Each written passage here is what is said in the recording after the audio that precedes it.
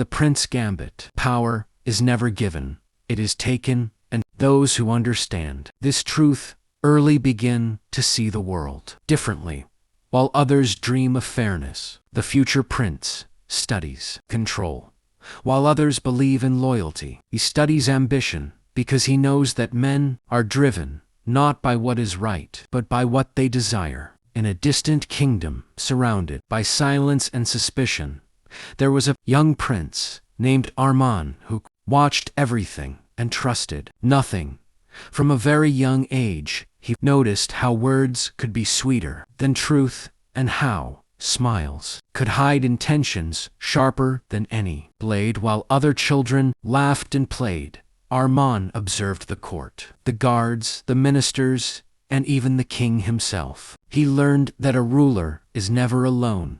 Even when he sits on a throne, he is surrounded by eyes that measure him and minds that judge him. Some wish to serve him, others wait patiently for his fall.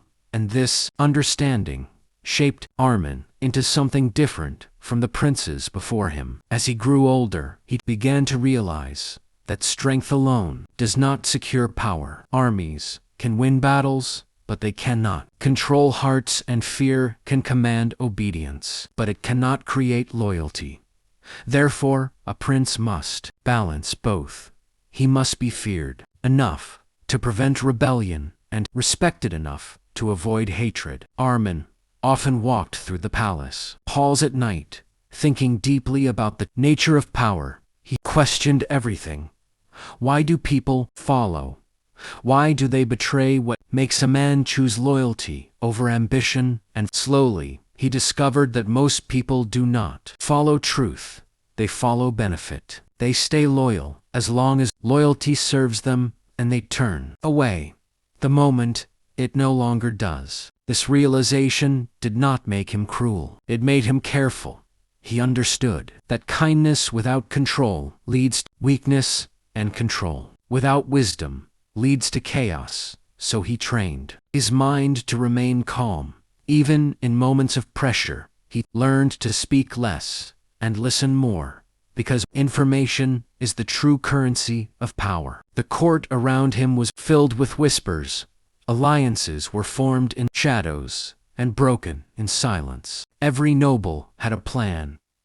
Every minister had a hidden intention, and every friend carried the possibility of becoming an enemy. Armand did not fear this world. He embraced it, because he knew that to rule it, he must first understand it. He studied history, not as stories of the past, but as maps of human behavior. He saw how great rulers rose and fell, how some lost their kingdoms because they trusted too easily, while others lost everything because they ruled with fear alone. He promised. As the day of his ascension approached, the kingdom grew restless. People spoke of change. Some hoped for a just ruler. Others feared a stronger one. And within this uncertainty, Armand prepared himself, not just to take the throne, but to secure it. On the day he became king, he did not. Yet Armand never forgot the lesson that power is temporary unless it is constantly protected.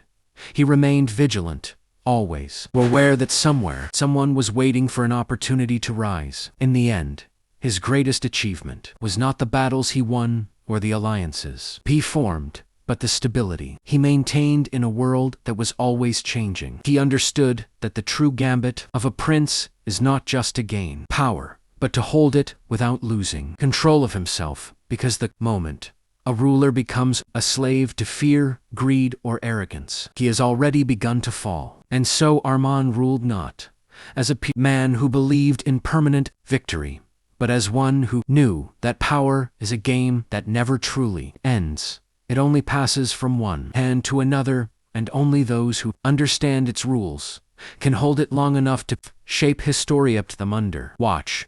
He removed those who showed signs of ambition that could threaten stability. But he did so quietly, without creating fear among the masses, because he understood that visible cruelty creates resistance, while silent action creates control. Armand built alliances with neighboring lands, but never allowed dependence. He ensured that every agreement strengthened his position more than it strengthened theirs, because he knew that a ruler who depends on others loses the freedom to act. He trained his army, not just in combat, but in discipline, because an undisciplined force is more dangerous to its own ruler than to the enemy.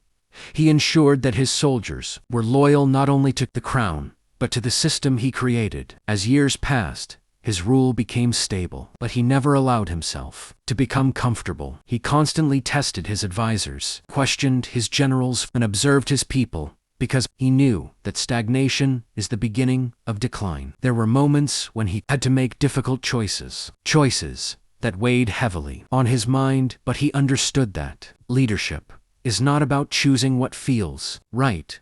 It is about choosing what preserves the state and ensures its survival. Some called him wise. Others called him calculating, but none could deny that his kingdom grew stronger under his rule. Trade increased, enemies hesitated, and the people lived in order, if not always in people cheered or remained silent, because he knew that the first days of power reveal more truth than years of peace. He rewarded those who had proven loyalty, but he also knows they will one day betray him there, for he cuts their hands. Armin finally understood that power is never permanent.